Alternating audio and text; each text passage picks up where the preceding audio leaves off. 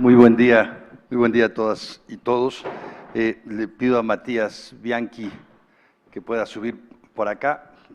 Vamos a tener a dos personas.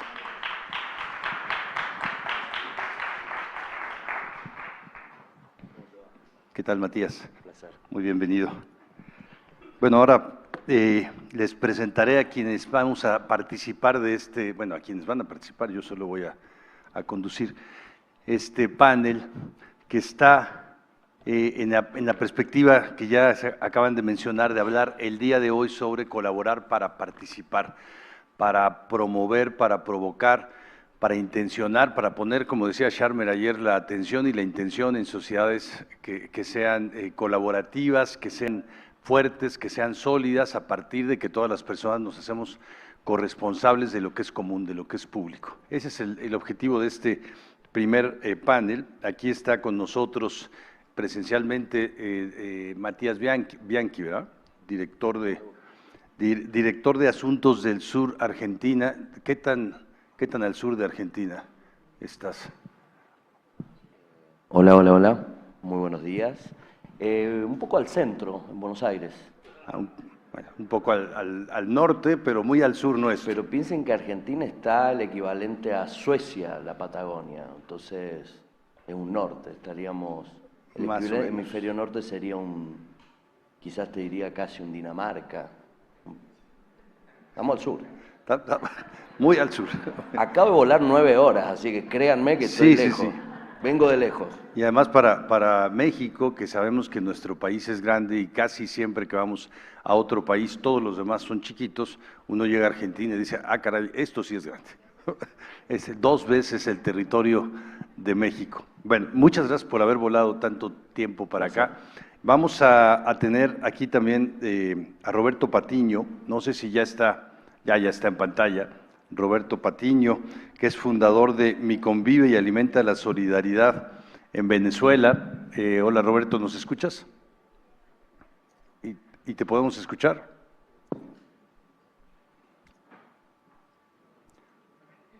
Ajá. Sí, yo los escucho. Muy bien, muy buen día. ¿Dónde andas, Roberto? Buen día, muchas gracias. ¿En qué ciudad de Venezuela estás? No, estoy ahorita en los Estados Unidos. Me conecto desde los Estados Unidos. No te entendí, perdón. Me- Ah, me- estás en Estados Unidos. en este momento estoy en Estados Unidos. Eres Sí, venezolano, estás en Estados Unidos. sí, estoy basado en Caracas, pero en este momento me estoy conectando desde los Estados Unidos. Muy bien. Bueno, sabemos que hay más de 50 millones de personas de Iberoamérica viviendo en Estados Unidos, así que ya tenemos que meterlo a los encuentros pronto. Y bueno, y tenemos a Rosana Reguillo, ella sí está en Guadalajara, me parece, ahorita nos confirmas, Rosana, es doctora en Ciencias Sociales por la Universidad de Guadalajara y está en el Centro de Investigación y Estudios en Antropología Social. El CIESAS es una gran investigadora en México en temas de comunicación, en temas de participación, en muchos otros temas, en temas ahora de redes sociales. Muy buen día, Rosana, ¿cómo estás? ¿Qué tal? Muy buen día para todas y todos. Muy agradecida con la invitación. Y sí, efectivamente, estoy en Guadalajara. Desde aquí participo. Muchas gracias. Saludos otra vez. Gracias, Rosana. Vamos a comenzar hablando de qué implica la participación ciudadana, qué supone, porque parece que es algo tan dicho que se sobreentendería que todos pensamos lo mismo de qué es la participación ciudadana, para qué sirve, cuál es la clave para poder ejercerla. Entonces, con esta perspectiva yo les pediría una intervención de inicio, no sé si puedas comenzar, Rosana, tú, para que podamos escucharles a los tres. Sí, con muchísimo gusto. A ver, yo quisiera empezar una crítica justamente al enfoque, digamos, más generalizado del término de participación ciudadana, que es un enfoque muy normativo y muy prescriptivo, que suele, digamos, pensar que la participación se agota en la dimensión electoral, en la democracia formal, ¿no? Y que el papel de la ciudadanía, digamos, es ejercerla en el caso mexicano cada 6 años o cada 3 en los casos locales. Y justamente mi trabajo a lo largo de muchos años, trabajando justamente con colectivos y colectivas de jóvenes en situación de precariedad, trabajando con madres buscadoras, trabajando incluso haciendo una investigación con sicarios, ¿no? Jovencitos metidos en la dimensión del narcotráfico, etcétera. Lo que he podido, digamos, constatar en términos de la participación, me coloca hoy en una situación, digamos, de atender, por un lado, justamente la dimensión de estos contextos de violencia, de precarización, pero no perder de vista nunca los esfuerzos de muchísimas organizaciones no gubernamentales, de muchísimos colectivos y colectivas que están dando batallas importantísimas en lo cotidiano, en la defensa del territorio, que están construyendo su ciudadanía y su participación desde la lógica colaborativa y que no son escasos, ¿no? No son escasos. Hace un momento en una intervención que tuve en un programa de radio con Gabriela Barquetín y Javier Risco, yo decía que a mí me preocupa que haya, digamos, que no exista un periodismo, yo no pido que se deje de cubrir lo que está sucediendo, pero sí me parece que necesitamos conocer y escuchar todas estas historias cotidianas de articulaciones colectivas que buscan, digamos, construir lo que yo llamo en mi trabajo una perspectiva de futuridad, ¿no? Y sobre todo a mí me parece en este momento, digamos, tan complejo a nivel global, a nivel planetario, de polarización, de crisis climática, etcétera, me parece muy importante hacernos cargo desde la lógica de la participación ciudadana, justamente de otro concepto que estoy trabajando, que es el que llamo mundo ambiente, siguiendo algunos autores y autoras, porque me parece que justamente lo que tenemos que poner al centro, tú lo dijiste en tu intervención, Ricardo, es lo común, el territorio de lo común. Ahorita no hay posibilidades de escape hacia ningún lado. Entonces, esto me parece que es fundamental, ¿no? Y yo cerraría esta primera intervención, digamos, pensando también en la necesidad de hacer una revisión y una crítica profunda al concepto de ciudadanía. Seguimos operando con conceptos decimonónicos, no pensando que la ciudadanía se agota en los derechos sociales, que se agota en la dimensión de los derechos políticos, de votar y ser votado. Y, por ejemplo, a mí me preocupa fundamentalmente cómo volver visible la pregunta y la preocupación por las ciudadanías culturales. No en el sentido normativo del derecho a la cultura, sino justamente el cómo habitar este territorio de lo común desde la diferencia cultural, ¿no? Que esto no signifique polarización, que esto no signifique el avallazamiento de los más poderosos sobre los más desprotegidos y vulnerables, sino construir este piso parejo que avance justamente en esta dimensión de la colaboración en este territorio de lo común. Lo dejaría, digamos, de ese tamaño ahorita.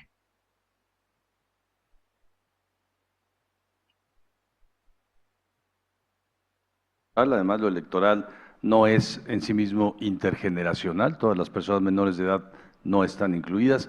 Además, es un mecanismo formal de participación y hay miles de formas que no lo son y que ahí están presentes. Y es de alguna manera, con toda la importancia que tiene, una forma de darle poder a otros para que decidan sobre lo común y no participar de las decisiones cotidianas de lo común.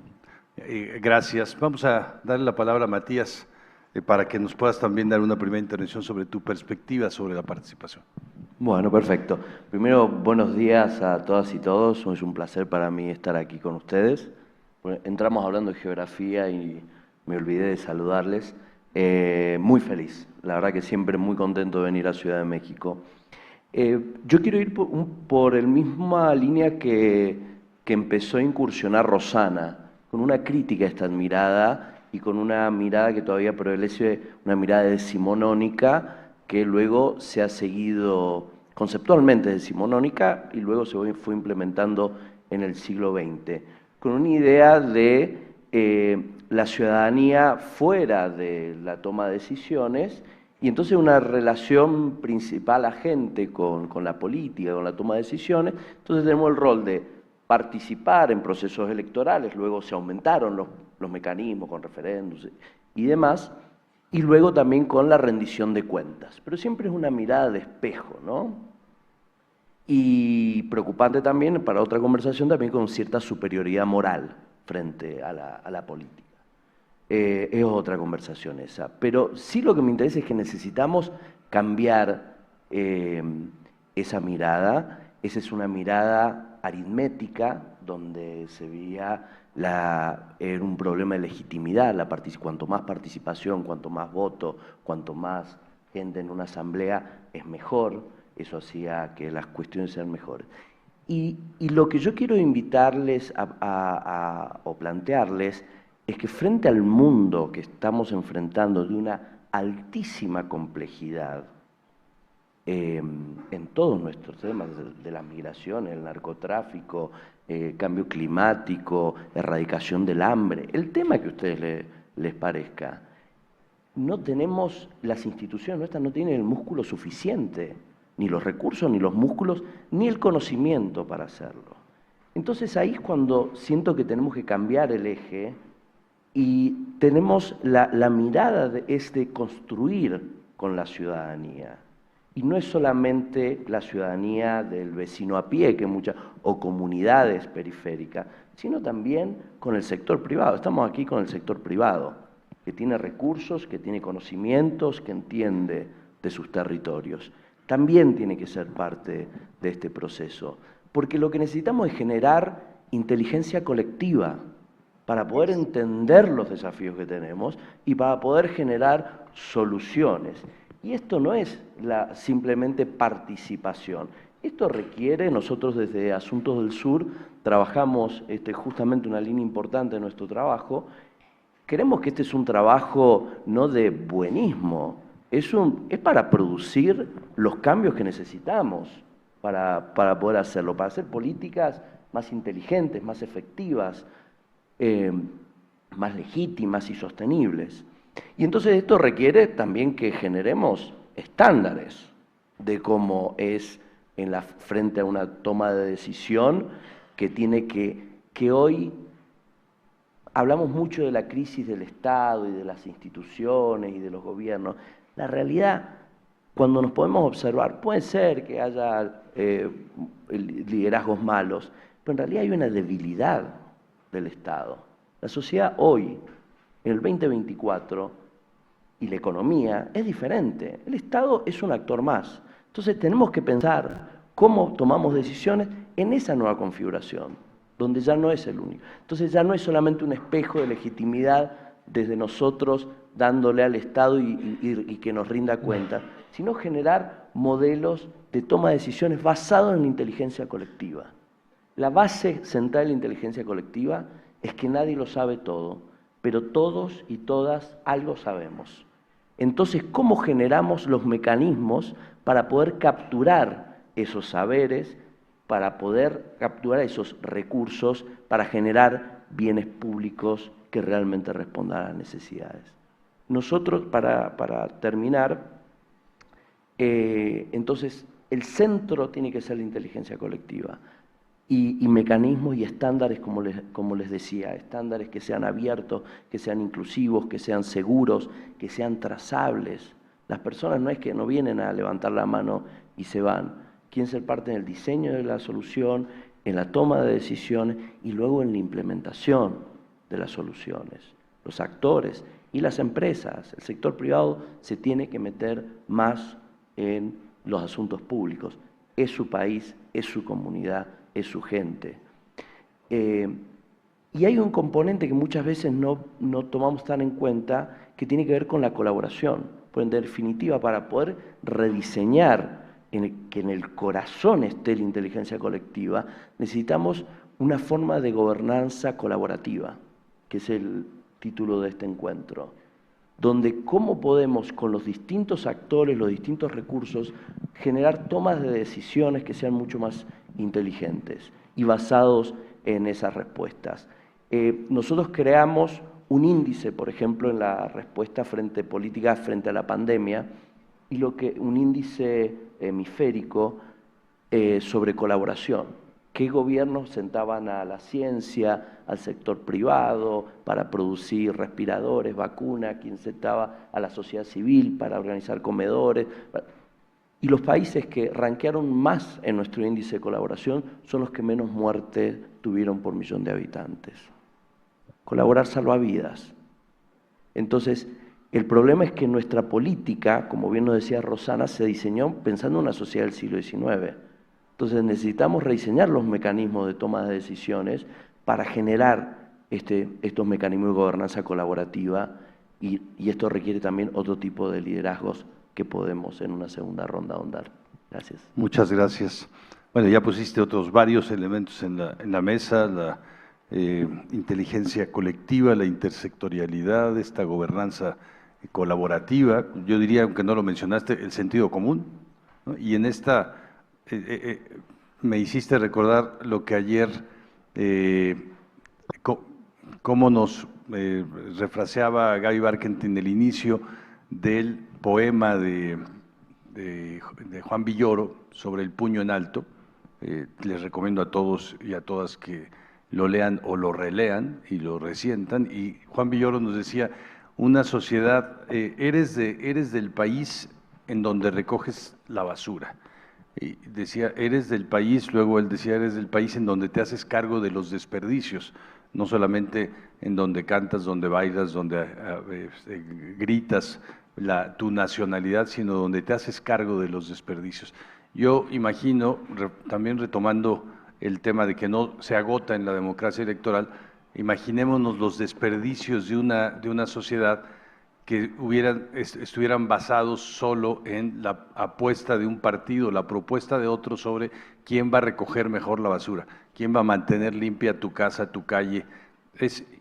Me parece que desde el sentido común es imposible, o participamos todas las personas o no podemos vivir en medio de los desperdicios. La gestión de la basura, de lo que consumimos, es imprescindible que sea participativa, ¿no? No podemos dejarla solo en manos de unos, y en ese sentido, como dices, el Estado no es el único actor. De hecho, tampoco es el principal, ¿no? Regula al actor principal, que es la sociedad. Bueno, vamos a seguir. Roberto, por favor, si puedes dar tu primera introducción. Muchas gracias, Ricardo. Y primero quiero, suscribir muchas de las cosas que han sido anteriormente, y quisiera partir desde tu intervención, desde tu último comentario, Ricardo, porque creo que para hablar de lo que significa la participación ciudadana y lo que significa su importancia para la democracia, me gustaría referir un concepto que está explicado en el libro El estrecho corredor de Robinson y Acemoglu, recientemente publicado, donde ellos refieren la importancia para tener una sociedad próspera, una sociedad que avanza, de la combinación de dos elementos claves, ¿no? Por una parte, un Estado que sea capaz de cumplir con sus obligaciones; por la otra, una sociedad civil vibrante, ¿no? No es posible tener ese estrecho corredor por donde circula la libertad humana si no tienes esos dos elementos. Y yo comparto plenamente con lo que decía Rosana, lo que decían ustedes también allá, sobre la importancia de ir más allá de los procesos electorales. Nosotros en Venezuela, desde hace más de 10 años que fundamos las ONG Caracas Mi Convive y Alimenta la Solidaridad, nos hemos dedicado a formar liderazgos de base comunitarios para promover cambios culturales, que yo creo que es un elemento fundamental que quiero traer a la mesa.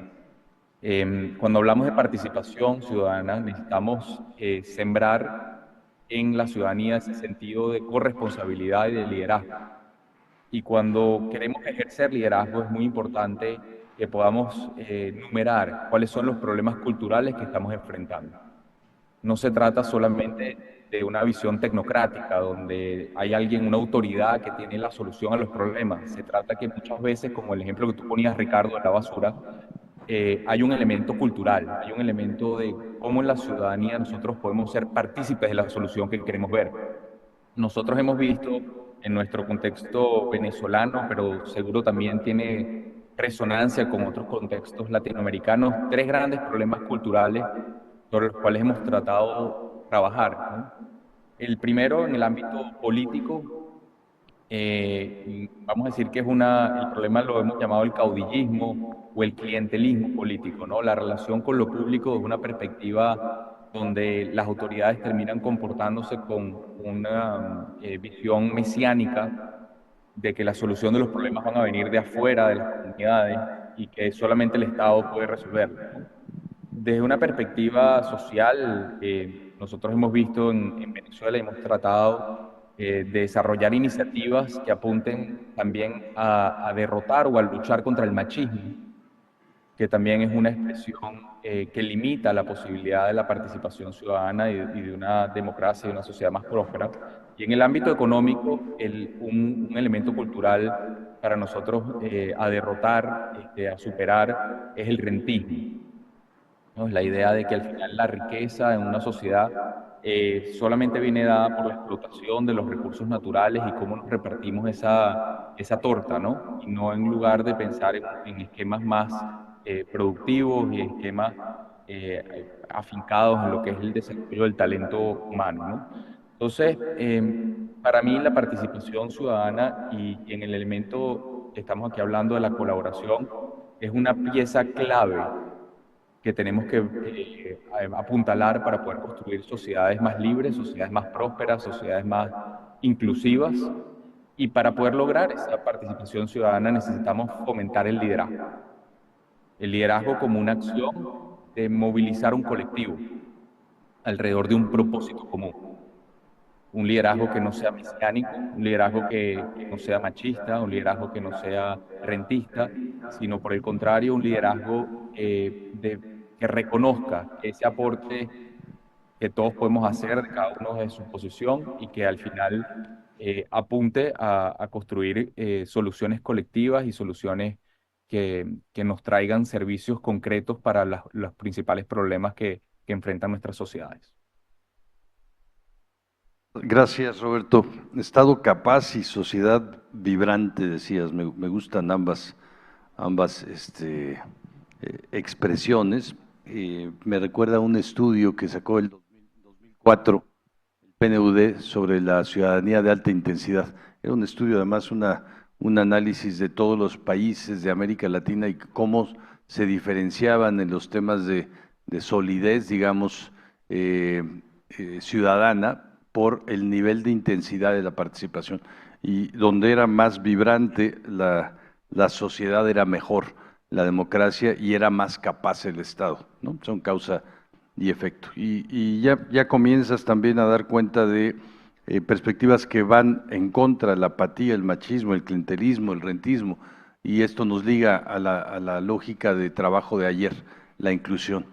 Bueno, vamos a seguir en esta segunda ronda sobre estrategias, sobre experiencias, sobre qué perspectivas consideran ustedes que son efectivas para promover una cultura de participación ciudadana, desde un punto de vista, Rosana, como decías, no una ciudadanía política, que es la legal, digamos, sino una ciudadanía intergeneracional. ¿Quieres iniciar, Rosana, de nuevo? Mucho gusto. Bueno, primero me ha volado la cabeza escuchar a Matías y a Roberto y coincidir, digamos, en nuestras críticas a los conceptos más tradicionales con los que seguimos operando, ¿no? Yo voy a retomar, para poder avanzar sobre esta lógica, quiero retomar de lo que dijeron mis compañeros de mesa, dos ideas que me han parecido fundamentales. Por un lado, la idea de la inteligencia colectiva, que me parece que es algo en lo que hay que trabajar con muchísima, digamos, con muchísimo cuidado y con una dedicación importante, ¿no? Eso me parece fundamental. ¿Cómo construir esto? de una manera eficaz y eficiente y al mismo tiempo inclusiva de los distintos sectores, ¿no? Esta idea de la intersectorialidad me parece central. Y quiero saludar, digamos, con muchísimo entusiasmo la preocupación de Roberto por el cambio cultural, digamos, como estudiosa de la cultura, como antropóloga, como etnógrafa. A mí me parece que uno de los principales obstáculos para el cambio social, político, cultural, económico que necesitamos es justamente el arraigo profundo de los imaginarios sociales, ¿no? Esta resistencia muchas veces en muchísimos sectores, sin importar, digamos, la clase social o la ubicación, al cambio cultural al que también se refirió Matías, ¿no? Es decir, cómo pensar nuevas estrategias, nuevos estándares. Entonces, en ese sentido, a mí me parece que tenemos desafíos importantísimos, pero que hay, digamos, algunos elementos fundamentales.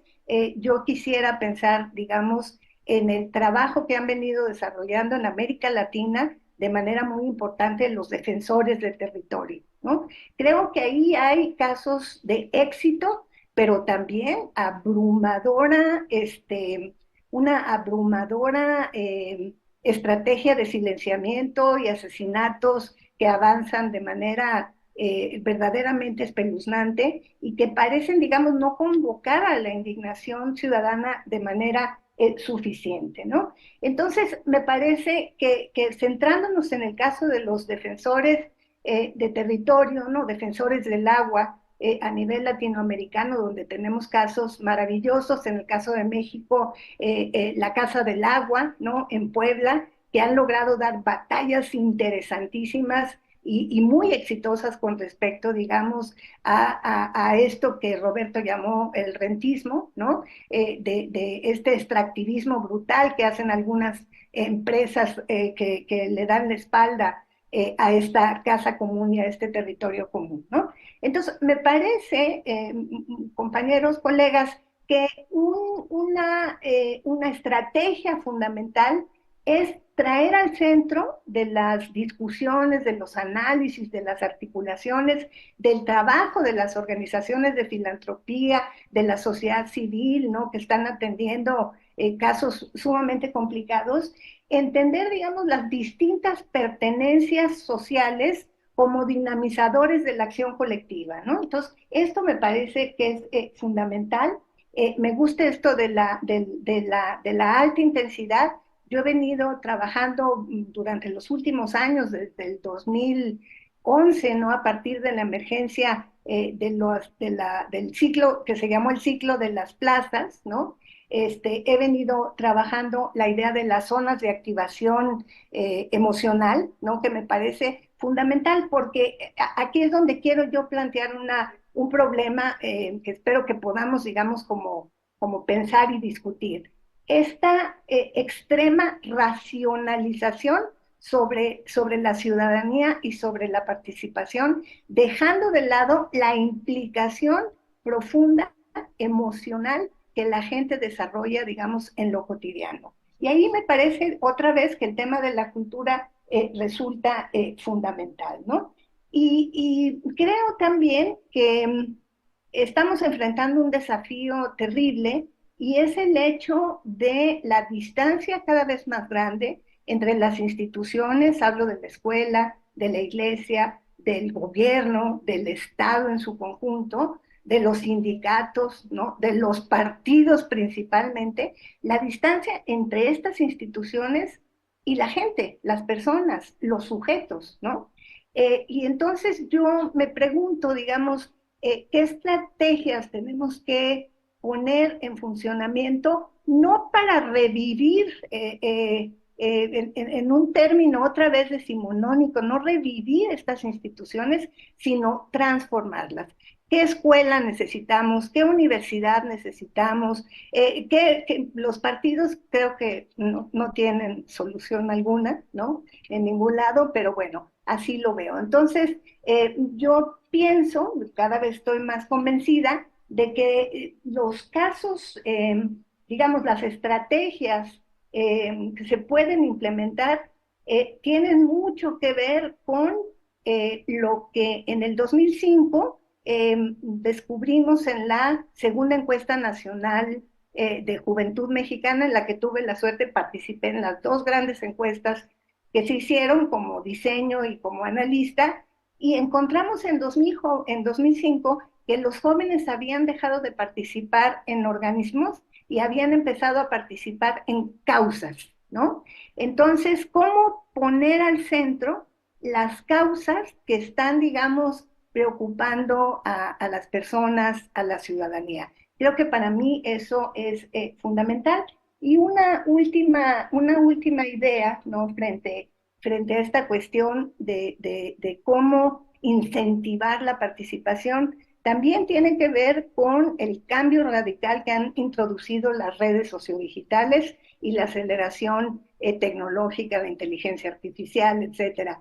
Me parece que estamos también ante desafíos muy importantes porque estas redes sociodigitales son una gran ayuda en la construcción de esta participación, pero al mismo tiempo son espacios abismales, ¿no? De muchísima violencia que no existen solamente online, ¿no? Sino que son una extensión del estado actual de la sociedad, ¿no? Entonces creo que es también importante colocarlo al centro de nuestras preocupaciones y de nuestras búsquedas para, digamos, construir este territorio de lo común. Gracias, gracias Rosana. ¿Se escucha? Lo apagué. Hola, hola. ¿No? Hola, hola. Gracias. A ver, igual lo apagué. Gracias, Rosana. Me parece que, bueno, has puesto un montón de nuevos elementos sobre los partidos. Quisiera decir que me recordaste un libro que leí hace muchos años sobre la historia del sistema penitenciario y el sistema carcelario. El título del libro ya da cuenta de todo, se llama Buenas ideas generan malas instituciones, ¿no? Yo creo que es lo que ha pasado con los partidos políticos. En realidad son un mecanismo a través de los cuales la representación ciudadana debería darse y debería de contener, debería de ser realmente una representación de las causas y de del cuidado de los bienes públicos, y en realidad son un mecanismo de privatización hoy día de lo público. Lamentablemente, al contrario de lo que mencionas sobre los defensores de agua, tierra y territorio, ¿no? Que son realmente defensores de lo público que están hoy día atacados en muchos lugares de la región por lo privado, por los intereses privados. Creo que estas perspectivas las vamos a ver siempre en la participación, la dualidad entre los intereses públicos, los intereses privados, los privados que inhiben la participación de lo público normalmente en muchos espacios y que también tienen un peso en la cultura.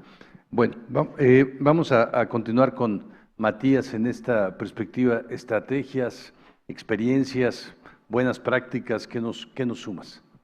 Sí, creo que vale la pena, estamos en un evento del sector privado, creo que vale la pena también que nos interpelemos entre nosotros. Pues digo, hablar de lo malo de la política y los partidos políticos es lo fácil, los caudillos, los populistas.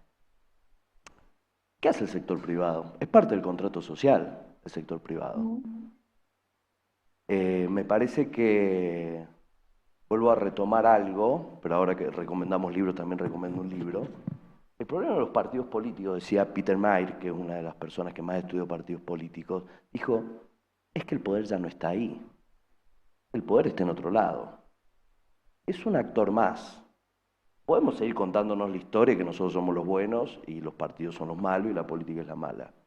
Lo digo como hipótesis, digo para que sea un espacio realmente que podamos, que no seamos tan autoindulgentes, sino que podamos también discutir qué rol tiene el sector privado. Cuando Rosana nos hablaba de las plataformas digitales, ¿no? Como ustedes saben, una noticia falsa tiene 4 veces más posibilidad de convertir, de multiplicarse. si uno tiene una mirada mesurada en Twitter o X, no va a ningún lado su comentario. Hay incentivos algorítmicos para una sociedad más agresiva, para una sociedad que no dialoga, sino que se impone. Esas son plataformas privadas. Entonces me parece que tenemos que pensar también de cómo podemos ser nosotros parte, digo nosotros como me meto en el lado del sector privado, parte de ese contrato social. Nosotros producimos. Bueno, ¿qué pasa con el medio ambiente? Nosotros producimos tecnología. Bueno, ¿qué tipo de datos utilizamos? ¿Cómo los preservamos los derechos ciudadanos? ¿Cómo fomentamos un mejor debate público? ¿Cómo informamos mejor? Nosotros hacemos comunicación o marketing. ¿Cómo protegemos a nuestras juventudes? ¿Refleja el mensaje que yo esté dando en la televisión lo que yo quiero para las juventudes de mi país? Son preguntas que me parece que sirven también para, ya que hablamos de democracia y participación, somos parte de esta sociedad y me parece que en la dimensión que está yendo hoy Occidente requiere que no le echemos la culpa a otro y que actuemos todos. Y me parece que tenemos que pensarlo muy bien cada acción que sabemos. Porque estamos yendo, desgraciadamente nos hablaba nuestro amigo Patiño venezolano, de que necesitamos un cambio cultural. Yo creo que estamos teniendo un tsunami de cambio cultural. Pero paradójicamente venimos de Guatemala para Guatepeor. Todos los estudios de valores sociales de los últimos 10 años están mostrando que los valores de solidaridad, de comunidad, ya no aparecen en los índices, sobre todo en nuestras juventudes. Entonces tenemos que dar ahí una batalla cultural que le estamos perdiendo, porque el cambio cultural sí se está dando, no en la dirección que queremos. Y hoy lo que más consumen esas juventudes son productos que vienen del sector privado. En plataforma del sector privado, una imagen, las niñas se están viendo en un espejo que les da deformado. Y creo que tenemos que tomar las riendas y hacernos responsables cada uno de lo que nos toca. Y me parece que ahí sí vamos a poder generar un contrato social. Y sobre las recomendaciones, ¿qué es lo que creo que sí funciona? Es cuando estamos todos sentados en la mesa. En las prácticas que nosotros llevamos, instalamos muchos laboratorios ciudadanos en gobiernos en América Latina, y lo que vemos y lo que sucede es cuando empezamos y mapeamos, si vamos a discutir de construcción de bicisendas, aquí se llama de otra manera, cómo circulan las ciudades, están los actores, están los usuarios de la bicisenda, están las mujeres que son las que más están en la calle, ¿están sentadas acá en esa definición o no lo están? El segundo, tenemos que formarnos. Si vamos a tomar decisiones de manera diferente, necesitamos una nueva ciudadanía y nuevos liderazgos. Que entonces eso requiere de nosotros de comprometernos, aprender nuevas metodologías, porque ya no estamos pensando en tomar decisiones verticales, estamos pensando en mecanismos de inteligencia colectiva, entonces necesitamos aprender y demás. Y esto requiere una profesionalización, no es una mirada feliz de sentémonos y cómo quemamos a la ciudadanía, sino en generar, como les había mencionado, de estándares de trabajo, con métricas, con trazabilidad, con evaluación y volver a empezar de nuevo. Parece que esa es una dirección muy fuerte que tenemos. Y nada, y me gustaría escuchar las reacciones de ustedes a esta provocación que les hice de ser parte del contrato social. Mira, voy a darle la palabra a Robert, solo que quería decir que a veces yo tengo la imagen de que la sociedad civil es una ambulancia, de estas ambulancias de pueblo pequeño que están pidiendo dinero en la carretera para poder pagar la gasolina y están tratando de atender a todos aquellos heridos por la política económica y por las decisiones públicas, ¿no? Los heridos que dejan en enormes tráilers que van atropellando a la ciudadanía y es imposible. Estas pequeñas ambulancias que tenemos como sociedad civil, es imposible que vayan dando cuenta o resolviendo los problemas que provoca la empresa, que provoca las decisiones intergubernamentales, internacionales, etcétera, ¿no? Las organizaciones que trabajan, por ejemplo, contra o a favor de la nutrición infantil contra la gran industria alimentaria que produce sobrepeso y obesidad, la falta de regulación, los esquemas globales de comercio que están de alguna forma desinteresados por ello. No hay manera de competir. La sociedad es intersectorial, los problemas son multidimensionales y no hay manera de participar si no lo hacemos de esa forma, ¿no? Ahora, creo que añades el tema de los liderazgos que tienen que haber en todos los sectores, no solamente en el sector civil, ciudadano, empresarial, gubernamental. Necesitamos nuevos liderazgos. Ayer hablaba Otto Scharmer de eso y hablaba en una perspectiva de los liderazgos nos tienen que ayudar a crear islas de congruencia. Eso creo que es esperanzador porque frente a la dimensión de la problemática que vemos, cómo se atiende una problemática de este tamaño, pues se comienza con islas de congruencia. Roberto, por favor, ¿nos quieres también compartir estrategias, experiencias? Claro que sí. Bueno, primero quisiera también hacerme otra vez eco de cosas que han dicho Rosana y Matías, ¿no? En primer lugar, en las intervenciones de Matías he escuchado algo que me gusta, Matías, corrígeme si no lo recojo bien, pero es una crítica que haces también a la antipolítica, ¿no? Y al pensar que, bueno, simplemente es suficiente con cuestionar el accionar de los políticos y ya con eso se hace una contribución, vamos a decir, desde los sectores de la sociedad civil del empresariado, que yo estoy completamente de acuerdo contigo que es totalmente insuficiente, ¿no? Tenemos todos que ser sujetos de los cambios que queremos ver y asumir la responsabilidad que nos toca. Para compartir algunas experiencias concretas que nosotros hemos tenido en Venezuela y, y escuchando la reflexión de Ricardo en este momento, yo la forma como he querido siempre ver nuestras intervenciones en las comunidades son como maquetas del país posible, ¿no? Evidentemente la sociedad civil no tiene la capacidad ni los recursos del Estado, pero sí puedes emprender proyectos que ejemplifiquen lo posible. Así como cuando un arquitecto, antes de entregarle a un ingeniero para que haga un gran edificio, lo entregue en chiquito, ¿no?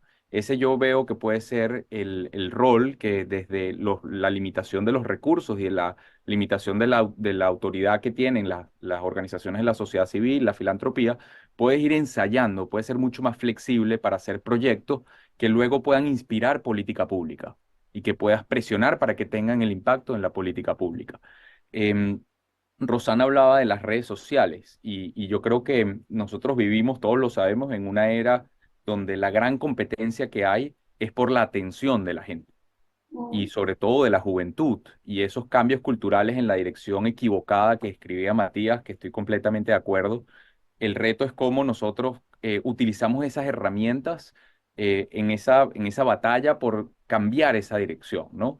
Y algunos ejemplos concretos que les puedo contar de cosas que nos han funcionado en Venezuela.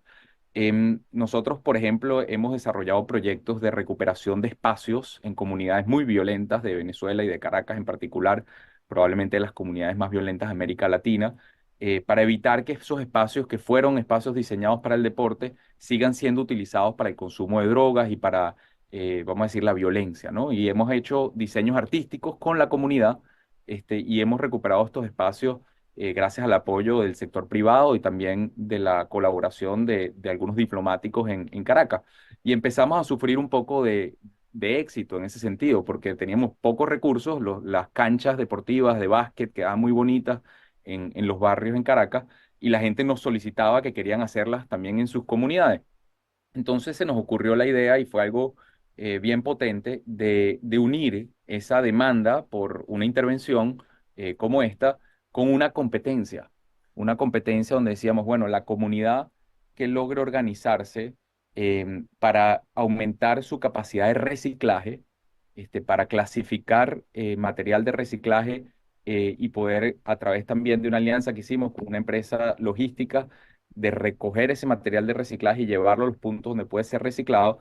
En un periodo determinado de 3 meses, la comunidad que más recicle se va a ganar la recuperación de su cancha con un diseño artístico.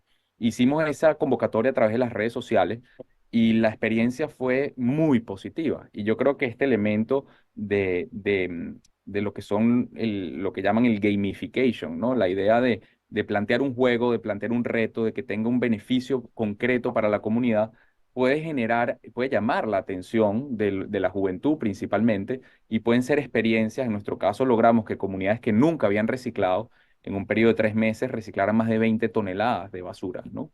Entonces, yo creo que para nosotros fue un aprendizaje concreto de cómo podemos utilizar estas herramientas también para poder masificar programas y para poder masificar el apoyo.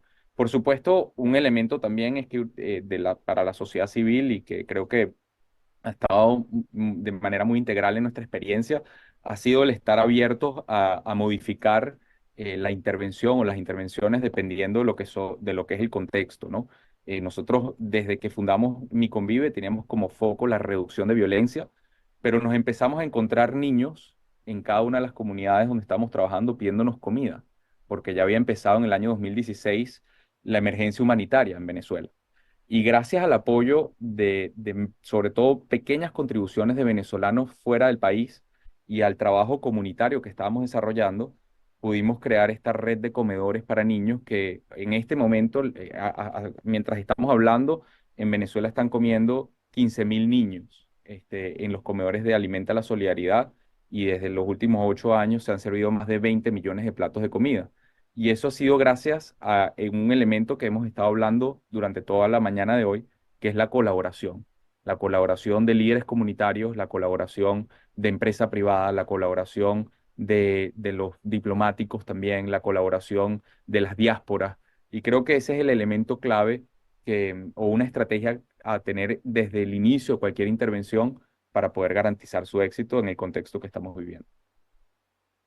Gracias, Roberto. La idea de las maquetas es gráficamente fuerte. Me parece que eso es algo que las organizaciones, desde la debilidad de la escala que tienen para producir grandes cambios sociales, sí tienen una posibilidad enorme de promover metodologías, de promover propuestas, de hacer elementos que ayuden a cambiar políticas empresariales, incluso trabajo de organismos internacionales, propuestas de política pública, etcétera, ¿no? Al menos en México son incontables, incontables los cambios que se han hecho a partir de propuestas, muchas de esas primero modeladas, como tú dices, maquetadas en pequeño, y que luego se han ido escalando en grande.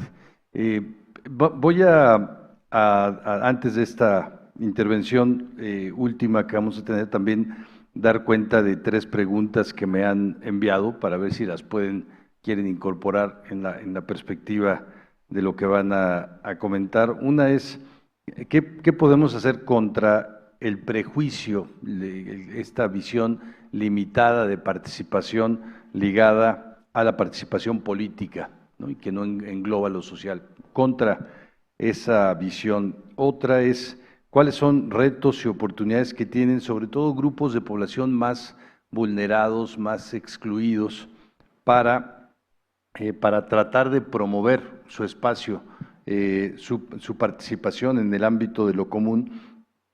Y uno tercero, ¿de qué manera existe la inclusión? ¿De qué manera se puede promover? Lo han dicho de alguna forma, pero ¿de qué manera se puede promover la inclusión de estos grupos de población mayormente vulnerados en temas que les son cercanos, que les son comunes?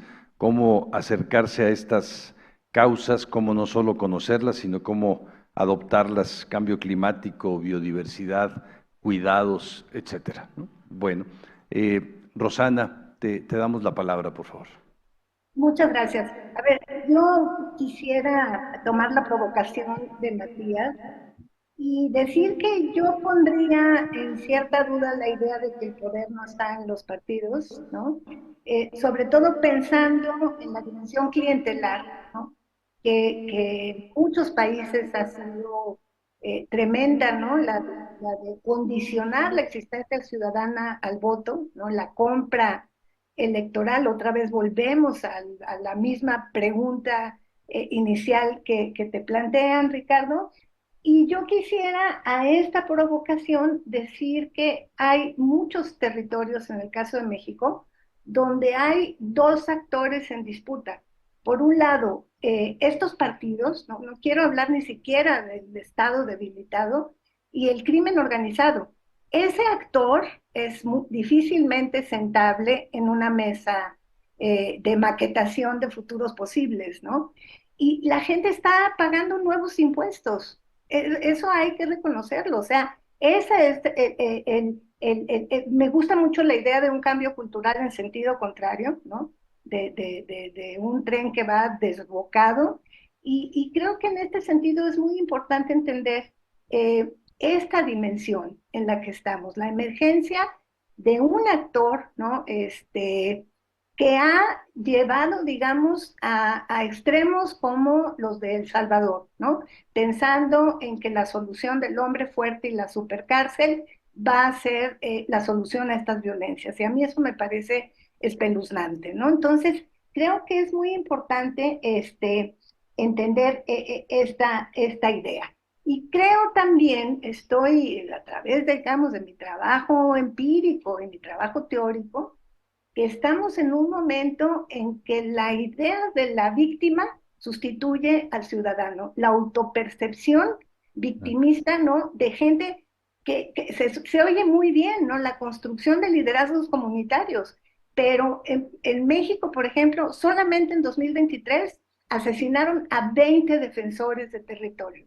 Es espeluznante esta idea, ¿no? Entonces, ¿esto que está implicando? Que es un desafío, a la segunda pregunta, retos y posibilidades, es un desafío tremendo porque los retos son que en esta idea de la sustitución de la víctima por el ciudadano, hay un repliegue al mundo de lo privado, ¿no? Al pequeño mundo, ¿no? En el que yo más o menos puedo tener un cierto control de la situación y esta idea de en algo andaban, ¿no? Que es muy vieja, que nos permite, digamos, eximirnos como sociedades de toda la responsabilidad, ¿no? Entonces, esto me parece que es fundamental. La otra idea que quiero plantear, que tiene también que ver con la última pregunta que plantean, pero me gusta mucho la idea de la maquetación, a mí también, de estos países posibles, y también trabajar la idea de futuros posibles, ¿no? O sea, cómo ponemos a circular esta idea de los futuros posibles. Y quiero traer a colación a una red se llama Red de Futuros Indígenas en México, y ellos están convencidos, por ejemplo, lo afirman en su página de internet que cualquiera puede visitar, Red de Futuros Indígenas. Ellos dicen, en tiempos de cambio climático, el futuro es un territorio a defender, ¿no? Entonces, creo que es muy importante lo que esta red que involucra muchas comunidades de diferentes pueblos originarios han venido haciendo, que es la idea de creación de medios comunitarios que les permiten evitar la presencia corporal en zonas controladas por el narco. Y esto me parece una estrategia brillantísima, ¿no? Pero luego viene el poder, digamos, estatal, el poder, digamos, de los poderes fácticos, valga la redundancia, que buscan siempre silenciar estos medios comunitarios.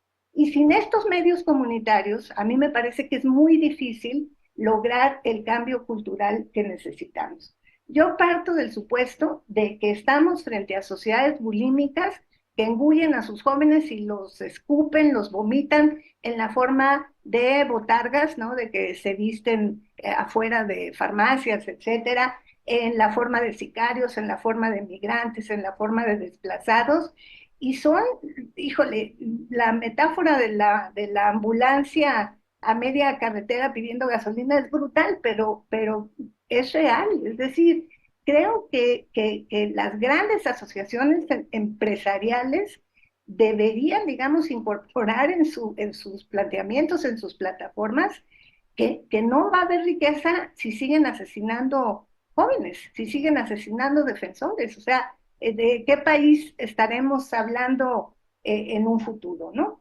Y creo, en ese sentido, a mí me parece muy importante la pregunta por la inclusión, porque también me preocupa, tengo un texto por ahí escrito que se llama Inclusión a como dé lugar, porque también se ha romantizado mucho la idea de la inclusión en un sentido, otra vez, decimonónico, siglo XIX. Incluir quiere decir que participes bajo la normativa vigente y ha obligado a muchísimos sectores de la población ya no a un futuro posible, sino a la condena de un presente brutal en el que están incluidos, ¿sí? Recogiendo basura, etcétera, etcétera. No, no en el sentido del poema de Villoro, ¿no? Entonces creo que es importantísimo. Pero veo también, o sea, a esta dimensión más catastrófica, ¿no? Y no quiero, no soy para nada catastrofista, mis amigos dicen que soy optimista de closet, este, pero sí me parece que hay mucha riqueza, hay lo que el poeta Javier Sicilia llamaría la reserva moral, ¿no? ¿Cómo voltear a ver la reserva moral de los distintos países de América Latina, ¿no? Que en este caso serían los nuevos feminismos, ¿no? La ola de nuevos feminismos, las madres buscadoras, los pueblos originarios, los defensores de territorio. Y me gusta mucho la idea de Matías de pensar en cómo construir metafóricamente estas mesas, pero pensando que ahí afuera hay un actor que no está en lo más mínimo interesado en conversar y que tiene el control. En el caso de México, tiene el control de vastas zonas territoriales. Pero en un tono optimista, yo diría que, tal como empecé, que hay muchísimos ejemplos, en el caso mexicano, de colectivos y colectivas que están dando batallas importantes en la línea del cambio cultural que hará posible un futuro distinto. Por ahí lo veo. Muchas gracias, Rosana. Gracias por incluir también a este nuevo actor que amenaza la participación. No es nuevo, pero ahora crecido, extendido, empoderado y cada vez más globalizado, además. Y estos nuevos impuestos que mencionas, ¿no? Que no son solo económicos, son de muchos tipos y tienen que ver también con con esta posibilidad de futuros. Matías. Bueno, muchas gracias, la verdad muy ricas las preguntas y también las reacciones. Quiero hacer una observación más sobre mi intervención anterior, que quizás por la reacción de Rosana me parece que quizás no me expliqué bien. No estoy buscando hacer una oda de defensa a la política tradicional y los partidos políticos. Lo que estoy diciendo, como cualquier ejercicio que hace uno, si uno ve el problema afuera, es muy difícil que uno cambie.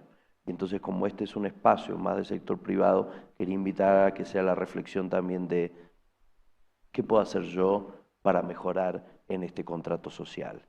En esa dirección iba. Y es cierto, vos mencionaste un trabajo del PNUD, justamente estoy coordinando diálogos regionales sobre gobernanza para el desarrollo que impulsa el PNUD con el Banco de Desarrollo de América Latina, y ahí se está trabajando en los 20 años de ese trabajo en este momento.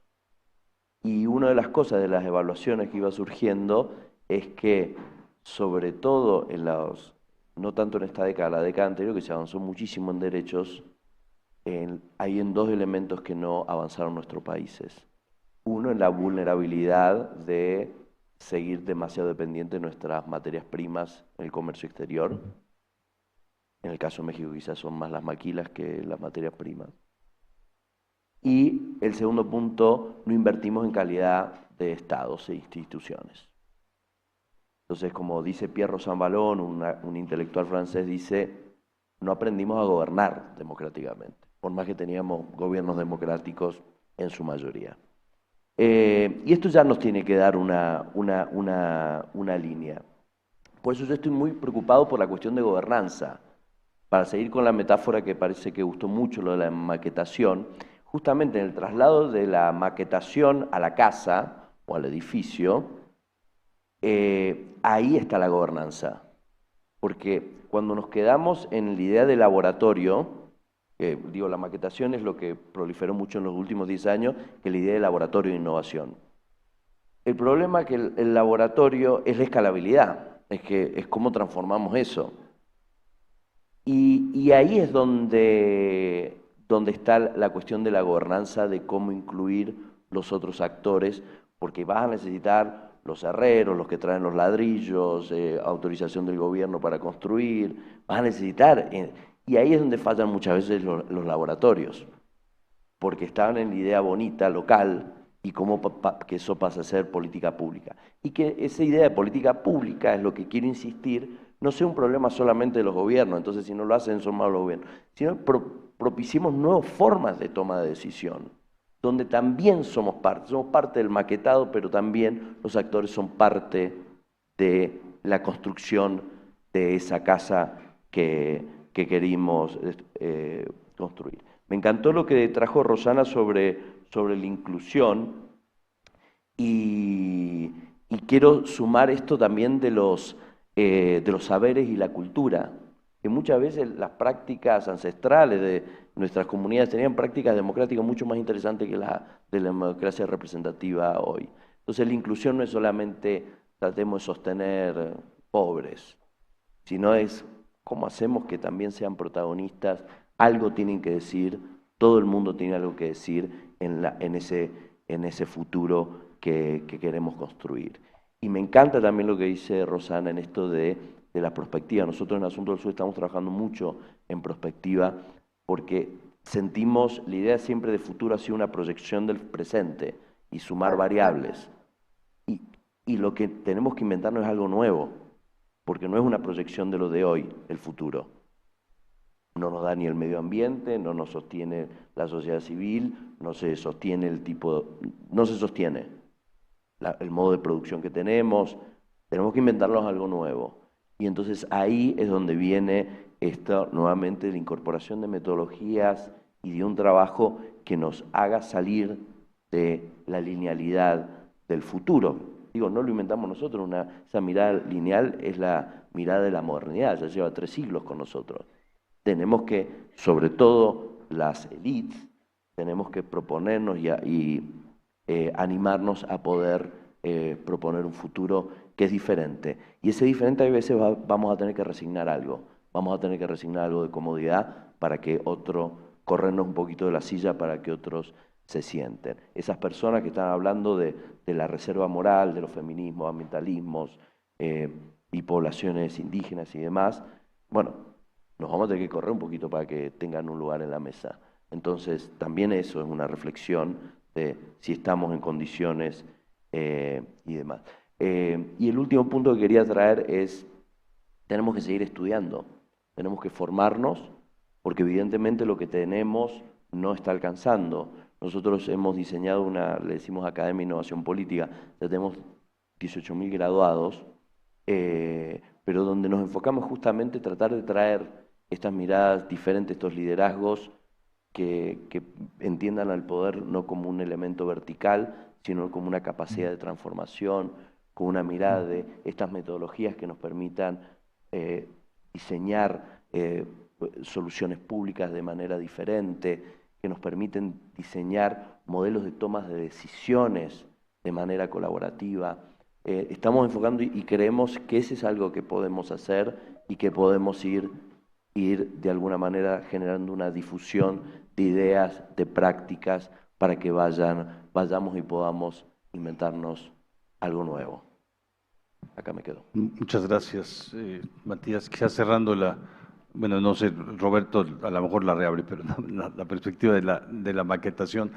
Creo que cuando hacemos un diseño de una casa, nadie empieza o nadie se le ocurre poner primero los ladrillos y después ver, a ver qué seguirá aquí, pondré una ventana.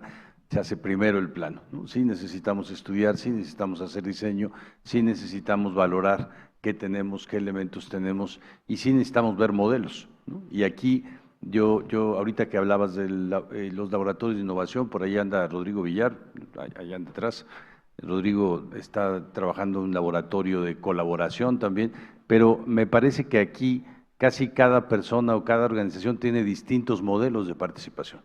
Entonces, ¿en dónde podemos encontrar un poco, pensando en la pregunta, pues ahora aquí en el pasillo, ¿no? Seguramente en la colaboración, en el intercambio que hagamos, vamos a encontrar muchísimos modelos distintos de colaboración. Y algo esperanzador, digamos, de las maquetas es que cada maqueta, cada diseño produce una vivienda. Y normalmente lo que produce sociedades armónicas, sociedades sanas, es esta combinación y esta diversidad de viviendas hechas a la medida de cada una de las familias, de los grupos de población, no esta maquetación en donde se producen 4,000 viviendas de 30 metros cuadrados que son inhumanas, pues, claro, la escala es más grande, pero no sirven para las sociedades sanas, ¿no? Entonces podemos hacer también modelos y maquetas que sean a la medida de nuestros propios grupos y necesidades. Roberto, cerramos contigo este panel. Muchísimas gracias. Gracias.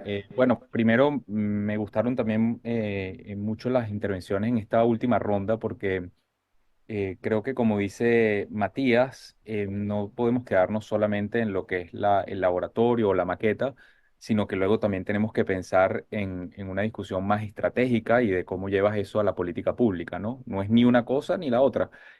Vuelvo un poco a lo que decía, sino las dos juntas. Vuelvo un poco a lo que decía en mi primera intervención de la necesidad de tener un Estado capaz y una sociedad civil vibrante, ¿no? Como las dos condiciones que nos pueden llevar a una sociedad próspera donde pueda existir la libertad humana y la inclusión. Em, de los dos elementos que trajo a la mesa Matías, el tema de la vulnerabilidad que representa para América Latina el modelo de exportación solo de materias primas. Yo creo que ahí se necesita también que la sociedad civil entre con fuerza en ese debate, porque a veces nosotros pensamos que eso es solamente para quizás los economistas o para los políticos, para el empresariado, pero las contribuciones de la sociedad civil y la demanda de la sociedad civil porque hayan las condiciones para que esa diversificación pueda ocurrir, me parece fundamental. Y en este momento estamos en una coyuntura histórica, estamos frente a una oportunidad histórica que es que en el mundo cada vez hay un consenso mayor de la necesidad de hacer una transición a una economía que deje de afectar o deje de generar las condiciones que nos han llevado al cambio climático, ¿no? Y América Latina tiene una oportunidad de industrializarse con energías renovables, de ser una alternativa por las condiciones que tenemos a esa contaminación y creo que, por supuesto, la sociedad civil en esa perspectiva más estratégica y en esa perspectiva hacia dónde va la sociedad, debe hacer una contribución importante. Con respecto a la capacidad del Estado, y ahí varios mencionaban, y Rosana mencionaba la idea del hombre fuerte, lo que yo también comparto que debemos luchar, que es ese caudillismo o ese clientelismo político tan arraigado muchas veces en nuestra cultura. Siendo venezolano, bueno, puedo hablarles de lo que significa el colapso del Estado, ¿no? Y cómo eso nos ha llevado a la migración y a la crisis de refugiados más importante que hay en el mundo, lamentablemente, y que no es un secreto para nadie, porque en América Latina han recibido a millones de nuestros compatriotas, en la mayoría de los casos, con mucha generosidad pero que creo que también sirve como una historia que lo que nos ha pasado a los venezolanos sirve también para advertir al resto de América Latina de que los países pueden colapsar y pueden colapsar de una manera muy acelerada y cuando eso ocurre, el sufrimiento es gigantesco. Entonces, desde mi perspectiva, el reto que significa movilizar a la sociedad, promover la participación ciudadana y espacios como este, donde organizaciones de la sociedad civil se encuentran también con empresarios que están motivados a hacer filantropía, donde se puedan hacer propuestas también hacia el sector público, me parece que es fundamental en un contexto global donde sabemos que cada uno de nuestros países por sí solo probablemente no tienen la escala para poder promover esas oportunidades, sino si logramos una mayor integración y ideas comunes de cómo América Latina puede diversificar sus economías, puede fortalecer sus estados, puede luchar contra el crimen organizado, creo que eso va a redundar también en beneficios importantes para las comunidades específicas en cada uno de nuestros países. Muchas gracias, Roberto. Te agradecemos esta participación. Creo que cuando hablas de colapsos, podemos cada quien pensar distintos ejemplos de colapsos económicos, políticos, criminales, como los que mencionaba Rosana. Siempre como una de sus causales está la falta de participación. Y siempre en momentos de recuperación, de regeneración, de inclusión, de defensa de derechos humanos, siempre también está como una de sus causales la participación. Pues muchísimas gracias, me da pena pena de dolor terminar este panel, pero tenemos un panel estupendo sobre movilización ahora que nos va a dar cuenta de una de las formas de participación. Muchísimas gracias a los tres. Gracias a ustedes también por la invitación. Muchas gracias.